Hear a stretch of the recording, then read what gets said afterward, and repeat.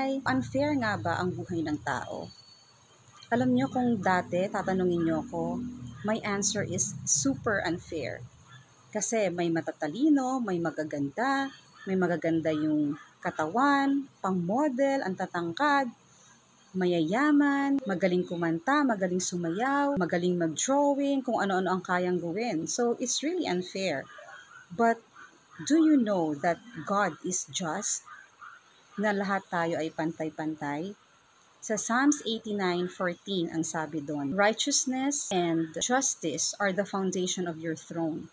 Steadfast love and faithfulness go before you. So, di ba dapat pantay-pantay tayo? Pero bakit ganon? Ang sagot yan is, because our judgment ay ibang-iba sa judgment ni God. So, tayo ang ginagamit natin to judge is yung 5 senses natin, which is worldly, yung body parts natin. Yung eyes, yung nose, yung ears, and lahat ng senses. So, yung mind and heart natin, iba sila mag-judge ng tao, which is very different from the Lord God. Isaiah 55:8 ang sabi, for your thoughts are not my thoughts, neither your ways my ways, said the Lord. Kaya ganun, kung tayo ay nagja-judge using our senses, si God hindi. Ang tinitingnan lang niya, pantay-pantay tayo. Binigyan niya tayo ng body, soul, and spirit. Magkakatalo lang tayo sa faith, dun sa spirit natin.